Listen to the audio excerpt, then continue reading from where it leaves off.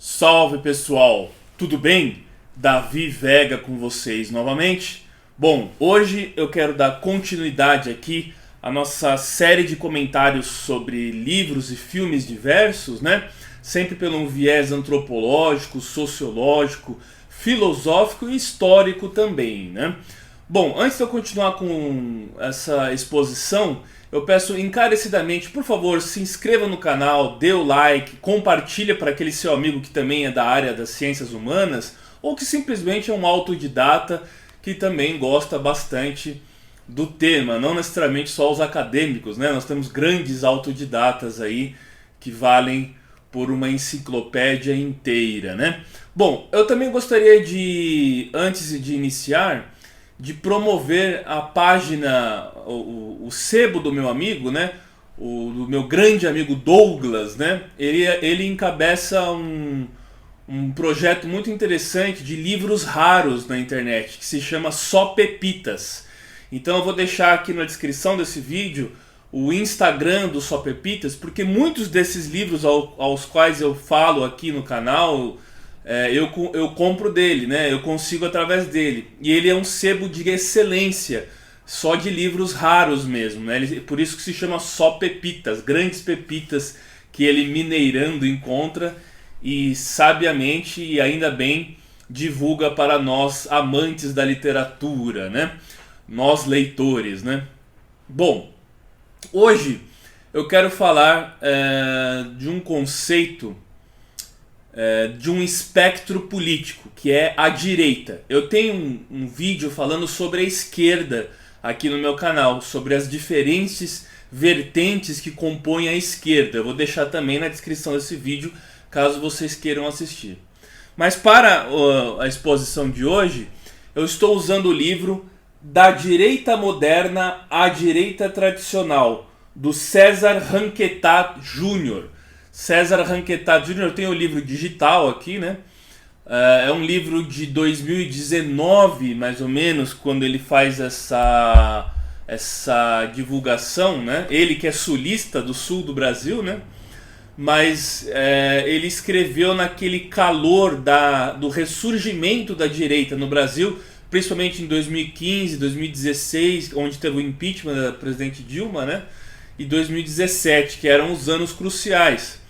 E ele vai tratar dos diferentes tipos de direita, porque no Brasil estava muito em vigor aquela direita ligada à tradição anglo-saxônica, né? Aquela direita mais do Russell Kirk, do Edmund Burke, do Roger Scruton, né? Que é uma direita muito marcada pelos liberais conservadores, é uma unificação dos liberais e conservadores. Logo na introdução do livro ele já vai falar que está em voga, em moda, o Ludwig von Mises, o Friedrich Hayek, né?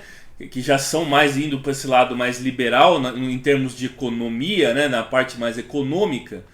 Mas ele vai fazer um aparato histórico entre a direita moderna, que seria essa direita mais moderna ligada até à tradição liberal, e a direita tradicionalista, que está muito ligada ao hispanismo, né? As nossas tradições lusitanas e hispânicas também, né?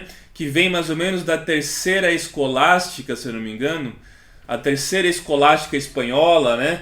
Que foi um movimento de resistência tradicionalista à implementação do liberalismo através das guerras carlistas, né? Os carlistas tradicionalistas lutaram contra os liberais, né, que vinham da casa dos Bourbons, e hoje os Bourbons saíram vencedores, né? Aquela dinastia francesa muito inspirada no racionalismo da Revolução Francesa, né? E ele vai falar nesse livro aqui, logo no início também, sobre o que representa a direita e a esquerda nesse espectro, porque a esquerda ela vai estar ligada sempre à revolução e a direita à contra-revolução, mas não é um mero reacionarismo, né? Enquanto a esquerda ela tem uma visão otimista do homem, né? É a fé na política, né? O marxismo é isso basicamente também, né? É a fé na política e a fé no homem a fé na humanidade. Já a direita representa um ceticismo em relação ao homem, porque ela vem da tradição religiosa do pecado, o pecado original e a natureza humana ou condição humana como falha, né? Nós falhamos por sermos humanos, né? Não existe aquele ser humano perfeito que vai construir uma sociedade utópica perfeita, como dizem os esquerdistas, né? Então ele vai já começar falando do otimismo versus pessimismo, ou eu não diria pessimismo, mas eu diria realismo, e não é à toa que alguns movimentos contra-revolucionários eram considerados realistas. Na própria época do Napoleão, logo depois da Revolução Francesa, os realistas, muitos deles inspirados por aquela região da Vendéia, né? Aquela região da Vendéia da França, que se manteve leal ao Ancien Régime, regime antigo, né? O Ancien Régime, são os realistas, né? Eram chamados realistas, né? Bom, e tem um outro livro aqui que eu acho muito interessante, que se chama Direita e Esquerda, do Norberto Bobbio. Eu não vou falar desse livro aqui especificamente, mas o Norberto Bobbio vai falar desses aspectos políticos e posições políticas, como que elas sobrevivem no mundo pós-moderno, e também a origem delas. Vocês sabem, eu falo isso no meu vídeo sobre a esquerda, que o termo esquerda e direita está ligado à Revolução Francesa, quando na Assembleia sentava-se o rei no meio e ao lado direito do rei estavam os girondinos que queriam uma monarquia parlamentar mais ligada ao regime antigo, o Ancien Régime. E à esquerda deles estavam os jacobinos que queriam uma cisão da tradição, uma revolução baseada muito no racionalismo, e naquela época os liberais, eles eram de esquerda. Vale lembrar que o liberalismo ele surge como um movimento de esquerda. Apenas no final do século XIX, na transição para o século XX, quando surge o trabalhismo ou o próprio socialismo, é que os liberais vão se fundir com os conservadores. Mas aqui no Brasil mesmo, por exemplo, você teve por muito tempo os saquaremas, que eram os conservadores, e os luzias, que eram os liberais. Então, antes de surgir o socialismo, a esquerda era ocupada pelo pensamento liberal. E não é à toa que a pós-modernidade dialoga muito, né? O liberalismo da pós-modernidade dialoga muito com a esquerda também, né? Apesar de, na economia, defender o livre mercado e o laissez-faire, né? Laissez-faire, da mão invisível do mercado e tudo mais, né? Bom, ele vai falar que a direita ela vem aclopada com uma caricaturização, uma caricatura da direita. A esquerda, tentando difamar o seu oponente, ela chama a direita de fascista, como se toda a direita se resumisse ao autoritarismo, ao totalitarismo, coisas que a esquerda tem também muito, né? O totalitarismo da esquerda, como foi na União Soviética e tudo mais. E quando você fala que tudo aquilo que é de direita é fascista, você tira a legitimidade do oponente no debate de poder expor as suas ideias. E o Alain de Benoist, que eu tenho um vídeo dele também sobre os direitos humanos, vou deixar aqui na descrição desse vídeo, ele fala que é uma injustiça. Ele, que era da Nouvelle Droite, que era a nova direita francesa, ele vai falar que assim como a esquerda tenta se afastar do stalinismo e fala que a esquerda não se resume só ao stalinismo, que tem a social-democracia, tem a esquerda liberal, tem a esquerda utópica, o marxismo científico. Assim como ela tem várias vertentes, a direita também tem várias vertentes, e nem todas elas necessariamente devem ser atribuídas ao fascismo ou alguma coisa assim, né? Ele vai falar que a direita e a esquerda são definições metapolíticas. E o que é meta? Meta é para além da política. Então elas vêm acarretadas por elas serem metapolíticas. Lembra da metafísica, para além da física, né? Metapolíticas, elas vêm acarretadas de características que elas não necessariamente se resumem apenas a dois espectros ou duas posições políticas e dentro do campo da política apenas. Porque no campo filosófico e até de formação do indivíduo, elas acarretam características distintas, né? Bom, então no caso desses espectros serem aclopados a questões metapolíticas, traz toda uma discussão também no campo da arte, no campo da filosofia, no campo da cosmovisão. A esquerda tem uma cosmovisão, uma forma de apreender a realidade pela dedução ou indução, seja qual for, que é diferente da direita, né? A direita ela está mais ligada ao respeito ao direito natural, né? E a questão da natureza ou condição humana, que é uma coisa que está ligada à própria questão divina, né? A questão de Deus. Mas a natureza humana ela é imutável, né? Ela teria uma essência imutável. E a esquerda parte do pressuposto que é possível fazer uma engenharia social, principalmente aliado ao historicismo. Daí vem o historicismo, que é mais ligado à tradição da esquerda. Não é à toa que o Hegel, né, o pai da fenomenologia histórica e da filosofia da história, ele foi a base da criação do marxismo pela sua dialética, né? A dialética marxista vem...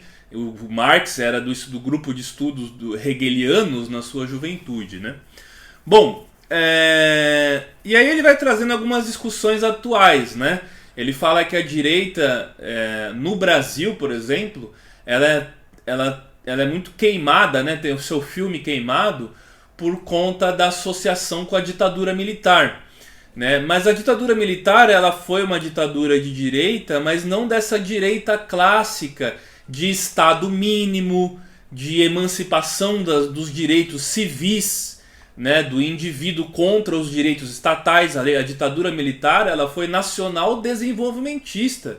Ela era um projeto trabalhista, né, onde se ampliou o Estado, era a força do Estado na coerção contra o indivíduo. Então não embora ela fosse anticomunista e ele fala dessa direita que é vista mais sem uma substância mais filosófica, sendo apenas uma coisa reativa, de reação à esquerda, mas ela tem uma substância filosófica também.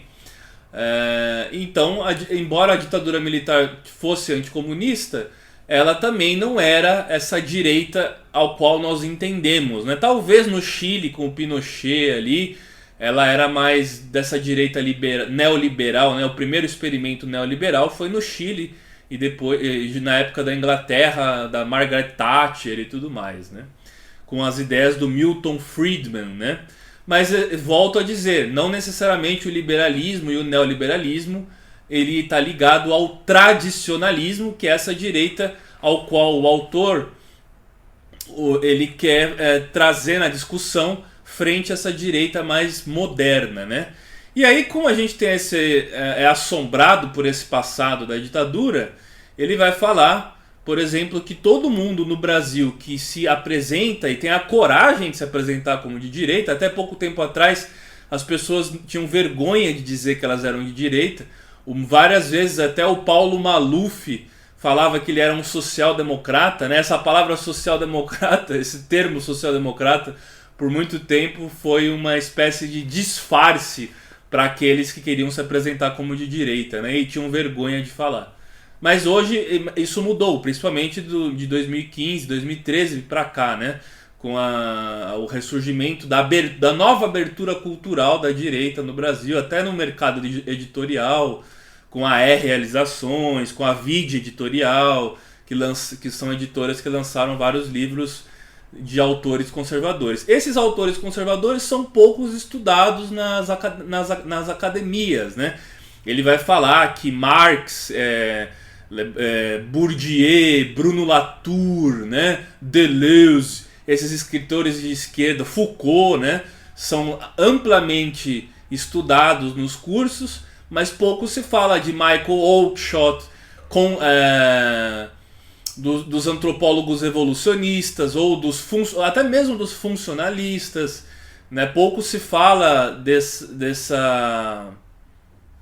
do Konrad Lorenz, né? O Konrad Lorenz, que é aquele antropólogo austríaco também. Ou seja, os autores de direita, até mesmo na antropologia, e nas outras ciências, eles são poucos estudados, né? E então o aluno na grade ele tem os autores eleitos e os autores malditos que não podem nem sequer ser citados. Quando muito é citado o Tocqueville, né? E o Burke talvez nem é citado também. O Edmund Burke acredito que não. Mas aí eles apresentam como de direita o Tocqueville e o John Stuart Mill, né? Que eram autores que não eram de esquerda, mas também não chegam a ser conservadores nem tradicionalistas. O aluno nem faz ideia do que é o carlismo, do que é o tradicionalismo ibérico. O professor José Galvão de Souza, Arlindo Veiga dos Santos, que são autores nacionais, né? Esses autores como Arlindo Veiga dos Santos, que era negro, inclusive, muitas pessoas do movimento negro nem sequer conhecem a sua figura só porque ele era de direita, né? E aí ele vai falar de um episódio que aconteceu com o Lobão, né? Naquela época que o Lobão estava se apresentando mais como de direita, que ele fala que teve da arte de direita e tal, e aí alguns jornalistas, acho que da Folha de São Paulo, se eu não me engano, falaram que a direita não produz arte, que não tem arte nem literatura de direita, como se a arte e a cultura fosse exclusivamente da esquerda. A esquerda tem a sua hegemonia, já para trazer o conceito gramsciano, né? E ela ganhou essa hegemonia cultural no país. Mas existe uma arte de direita, né? E aí ele vai falar dos autores, como T.S. Eliot, que era um grande poeta, Ezra Pound, que foi um grande escritor, o Celine também. E na filosofia, o próprio Martin Heidegger, o Carl Schmitt. Então há toda uma gama de autores de direita também, de culturais e artistas de direita. O próprio Salvador Dalí era admirador da Falange Espanhola e era franquista também, né? E pouco se fala dessa adesão política do Salvador Dalí. Falam-se muito da sua produção surrealista, mas pouco se fala da sua visão política, né? É como se fosse uma coisa que não se deve falar, né? Bom, e aí é uma luta desigual, porque o status quo e o establishment e a inteligência está na mão da hegemonia de esquerda, que não abre um espaço para o contraditório, e o contraditório acaba sendo marginalizado, né? Então muitos desses autores que eu estou falando aqui, se você é um acadêmico, possivelmente você nunca ouviu falar, porque a grade da sua faculdade de estudos sequer menciona esses pensadores, né? Bom, o Ranketat ele também foi uma pessoa que participou daquela blog Legio Victrix, né? O Legio Victrix, que traz temas não de uma direita liberal, né? Mas um tradicionalismo, até um pouco às vezes daquela questão da tradição duguinista, do Alexander Dugin, né? Eles acabaram indo mais para esse lado. Mas eles trazem textos, por exemplo, do Francisco Elias de Terrada, que era um grande pensador carlista, né? Do Vázquez de Meia também, e a ideia da doutrina social da igreja, da Rerum Novarum, né? Daquela encíclica, né? Do Papa Leão XIII, que traz o distributismo e traz todas essas questões de uma direita que não é uma direita liberal, é uma direita tradicionalista, e eles acabam mesclando até outros tipos de socialismo, porque o socialismo não é só o utópico ou o marxista científico, existem outros tipos de socialismo, inclusive o socialismo prussiano, né, que é bem diferente disso. Uma coisa que ele fala também no livro, que eu achei interessante, é a questão da intuição. É como se a direita ela governasse, né? Os governantes de direita governassem intuitivamente e a própria a ideia mais filosófica da direita fosse mais intuitiva. Ela não tivesse produzido grandes nomes mais profundos intelectualmente, como por exemplo os da teoria crítica da escola de Frankfurt, né, que tem descrições densas e tudo mais. Elas seriam mais limitadas em termos descritivos e culturais, a direita. Por isso que eles falam que os de direita são burros, os de direitas não são tão profundos, não conseguem ir mais além, o que é uma grande falácia, né? E eles agiriam intuitivamente. E aí é uma opinião minha agora, não está no livro, mas é uma opinião minha. Eu acho que o bolsonarismo, ele agia de forma intuitiva, né? O Bolsonaro não era nenhum intelectual e não conseguiu produzir intelectuais orgânicos, embora você tinha os Olavetes, né? O Olavo de Carvalho, que era uma espécie de porta-voz intelectual do bolsonarismo. Eles não conseguiram produzir intelectuais orgânicos que tinham uma espécie de simbiose entre o governo, né, entre o Estado e o governo, e uma questão de uma produção mais literária, mais intelectual.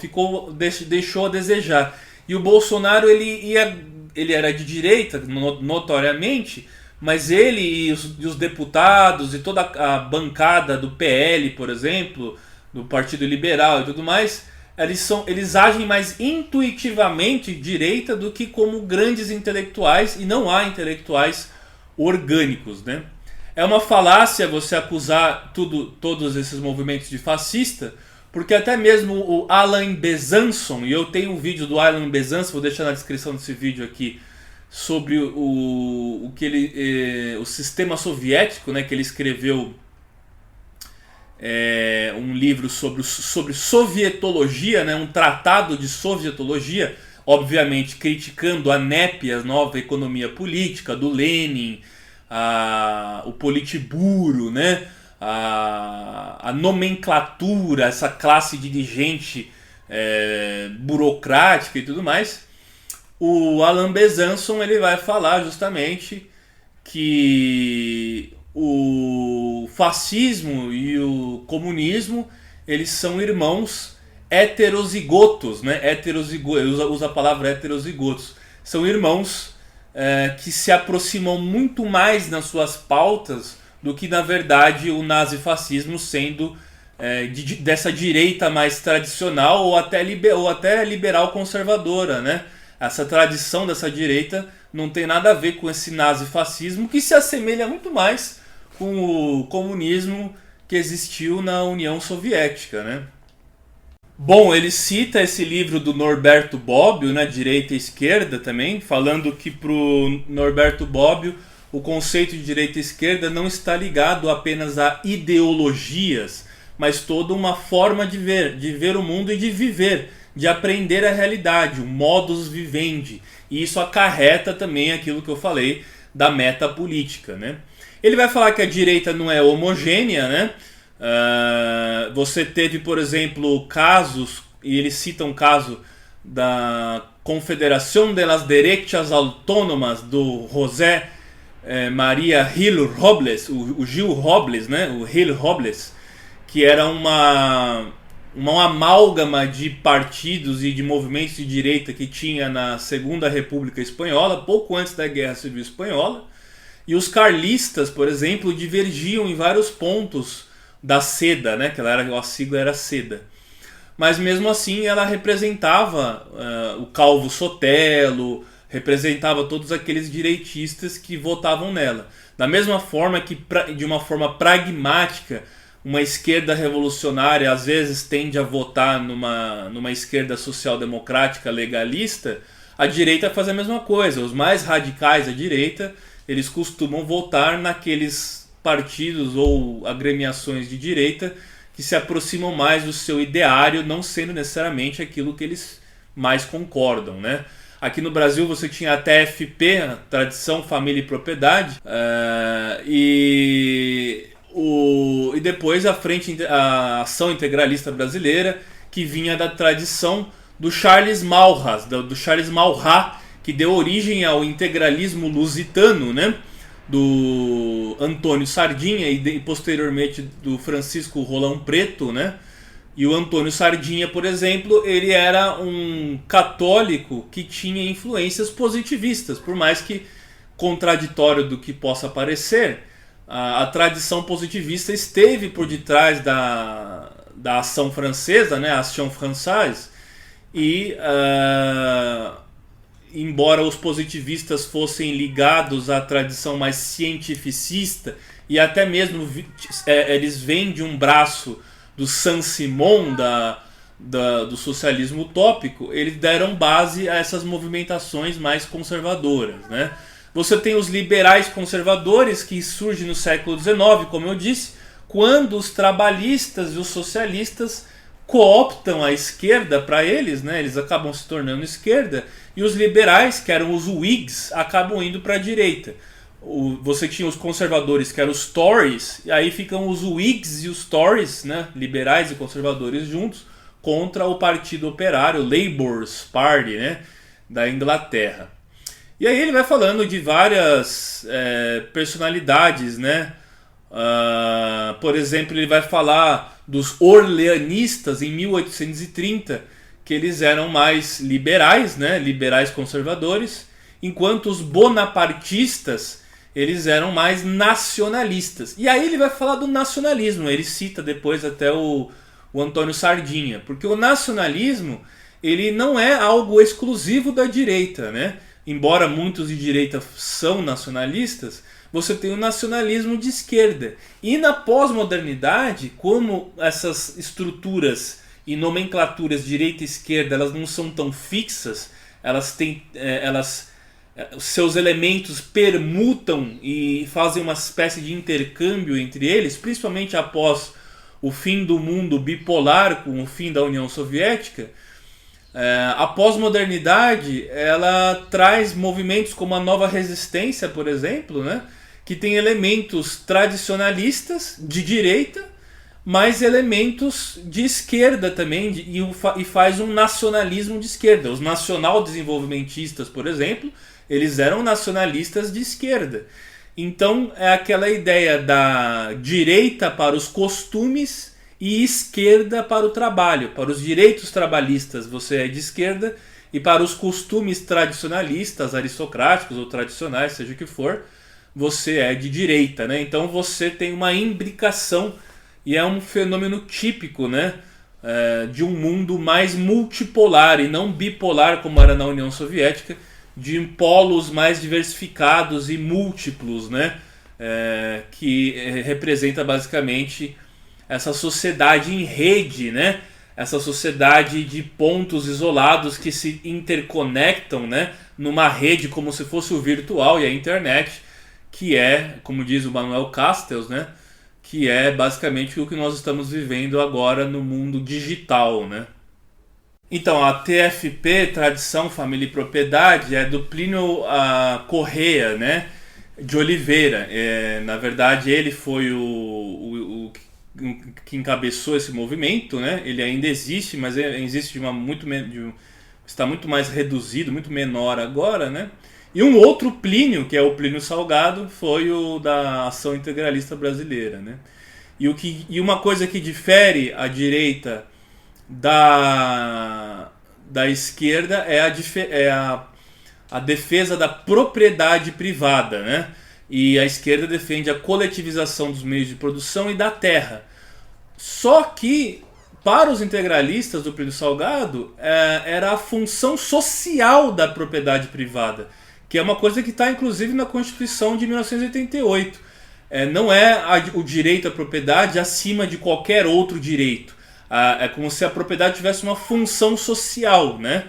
Já aqueles mais liberais, radicais liberais, até libertários, até do anarcocapitalismo, por exemplo, eles defendem que o direito mais importante é o direito à propriedade e que não se pode violar a propriedade de outrem, né? Violar esse direito à propriedade. É uma discussão muito forte entre essas duas tendências da função social da propriedade privada e da propriedade com a coletivização e a estatização né, da propriedade privada. Eu tenho um vídeo falando sobre o distributismo aqui no meu canal, caso vocês queiram assistir também, né? Daí ele vai, inclusive, falar de coisas antigas, até do sânscrito, né? Que o termo direito vem de Daksina, Daksina, do sânscrito, da Índia, né? Que significava bom, significava bem, né? E aí há algumas lendas que dizia que o sol exercia muita influência no seu olho direito e a lua no seu olho esquerdo. E essas lendas populares de que a direita representa o bem e a esquerda representa o mal. Você pode ver, por exemplo, que tem a Umbanda, que seria uma linha de direita, e a Quimbanda, né, que seria uma linha mais de esquerda, mais ligada à questão mais obscura, vamos dizer assim, né?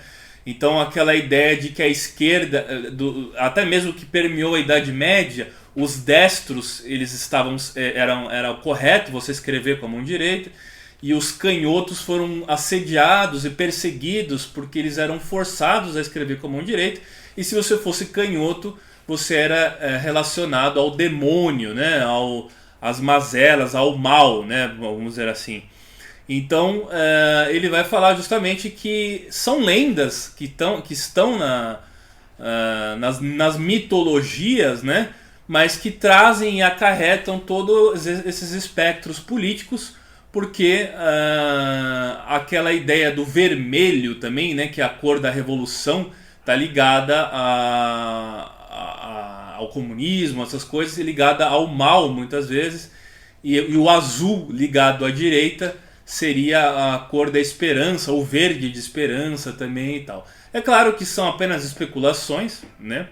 Mas o que vale lembrar é que uma diferença muito grande entre esquerda e direita é que a esquerda ela é da tradição revolucionária, ela não quer manter o status quo, e a direita quer manter o status quo. Mas hoje, no mundo de hoje, eu acredito que a esquerda passou a ser o status quo e a direita se tornou revolucionária. A direita que é marginalizada e que está na oposição hoje ao establishment, porque o establishment ele vem de uma tradição revolucionária pós-Revolução Francesa que veio se aprimorando, né? Então são as doutrinas liberais e de esquerda, do liberalismo de esquerda, que são totalmente revolucionárias, são ideais revolucionários, né? Então eu acredito hoje que a direita está mais para a contestação do sistema e o sistema está na mão da esquerda, né? Então depois ele vai falar do Ludwig von Mises e sua crítica ao marxismo, né? E a questão do estatismo, né? E aí surge então uma espécie de direita liberal. Mas como eu disse, o liberalismo ele é da tradição revolucionária, da revolução cultural permanente. Então essa direita é uma direita que ela pode ser uma direita mais ligada às questões economicistas, né? de Estado mínimo, de mercado, né? Das leis do mercado, da oferta e da demanda, do respeito ao mercado que se autorregula e tudo mais. Só que, em termos de costume, ela é liberal no sentido de ser permissiva. E aí você vê essa direita hoje, de países como Estados Unidos, Austrália, esses países de primeiro mundo anglo-saxão, que eles são liberais na economia. Até a esquerda deles, o Partido Democrata, por exemplo, é liberal na economia, mas eles defendem pautas de gênero, de LGBT, de transexuais, né? Seria de transformistas, não sei dizer, enfim, de gênero, pautas de gênero, esse tipo de coisa, né? E aí ela é descolada da direita tradicional, porque essa direita da tradição anglo-saxã, ela acabou sendo cooptada pelos liberais e ela defende inconscientemente, né, a revolução permanente. A revolução permanente não socialista, mas a revolução permanente liberal, que também já fez parte do espectro de esquerda no passado, né? Então ele fala daquele filósofo italiano Giuseppe Presolini, que vai falar da lei biológica. E o que é o conservador? O conservador é aquele que não só quer manter instituições da política ou de Estado, mas instituições da própria natureza humana e da cultura. Para os biólogos, é mais natural que se conserve coisas do que a mudança.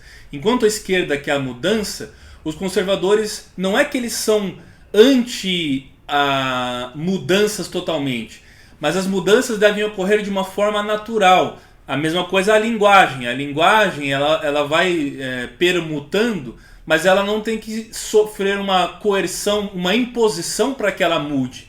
É a própria espontaneidade que vai fazer a linguagem, o ser humano ou a cultura mudar.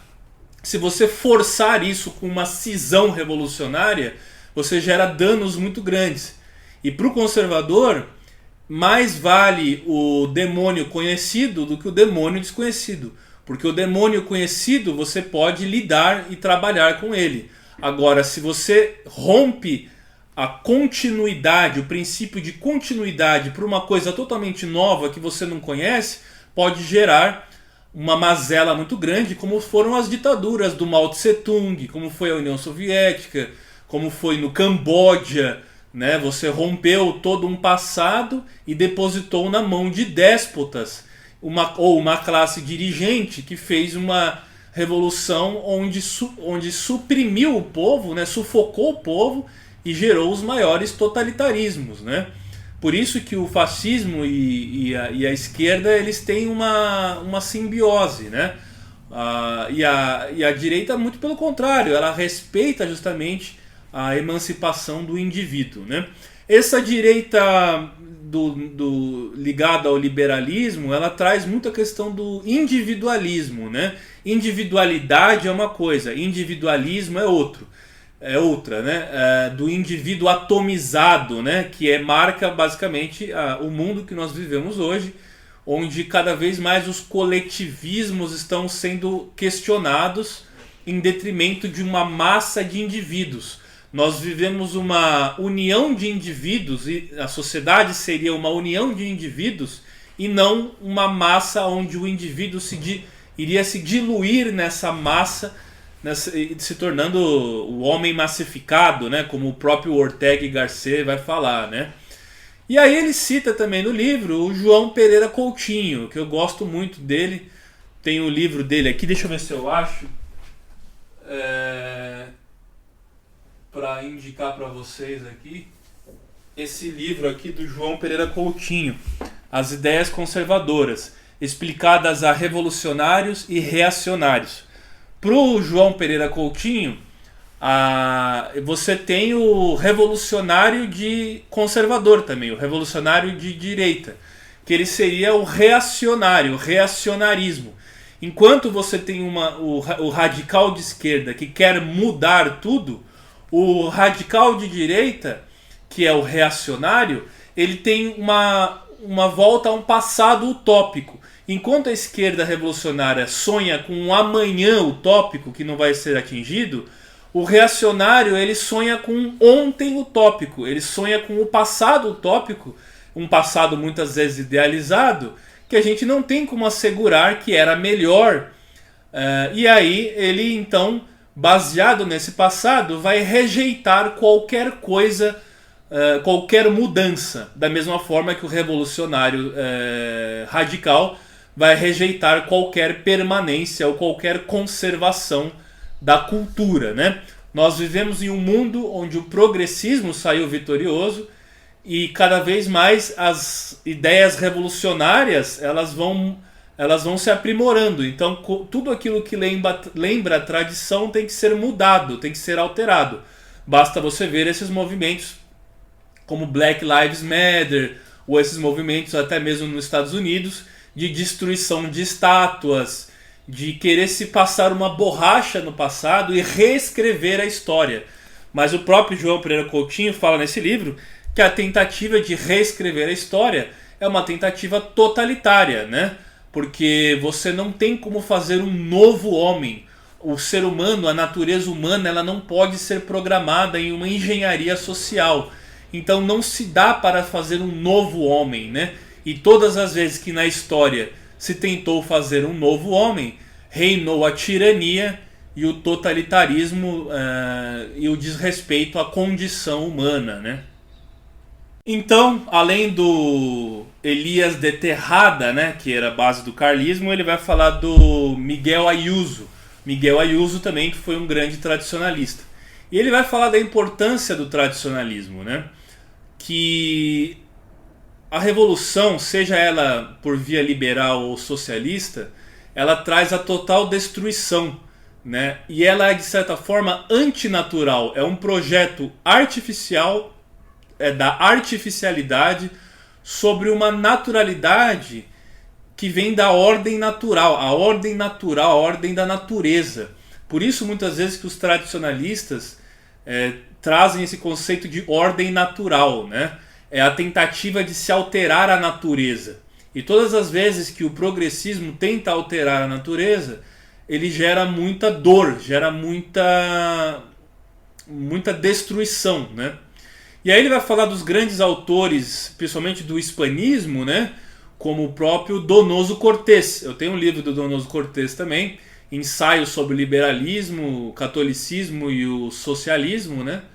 E o Donoso Cortés esteve à frente da restauração monárquica espanhola, né? Teve a Primeira República, a Segunda República foi antes da Guerra Civil, né? A Primeira República no século XIX, e aí teve a restauração monárquica com o Cánovas del Castillo, que foi morto por um anarquista italiano, né? Assassinado por um anarquista italiano. E o Juan Donoso Cortés, então, ele foi um ideólogo que fez essa transição. E o Carl Schmitt, ele pegou muita coisa da teoria do Donoso Cortés para escrever seus livros, né? Então você percebe uma influência do Donoso Cortés no Carl Schmitt também, né? Bom, eu não tenho como falar do livro inteiro, recomendo que vocês leiam o livro, né? Da Direita Moderna à Direita Tradicional, do César Ranquetat Jr., e é um livro que vale muito a pena, né? Para vocês entenderem a diferença dos liberais conservadores, dessa direita mais ligada ao anglo-saxão, essa direita mais anglo-saxã, né? E a direita tradicional ibérica, por exemplo, hispânica, que é da nossa própria tradição, embora o Brasil tenha, nesses anos de 2015, 2016, 2017, sido muito influenciado pelos autores como Michael Oakeshott, como Russell Kirk, Roger Scruton, que são bons autores. Eu também gosto dessa tradição conservadora inglesa, do conservadorismo britânico, mas a gente não deve esquecer as nossas tradições ibéricas também, né? Muito obrigado. Peço, por favor, para vocês curtirem o vídeo, compartilha com quem gosta do assunto também, deixa o like. Vamos sempre promover a cultura. Muito obrigado, gente. Grande abraço.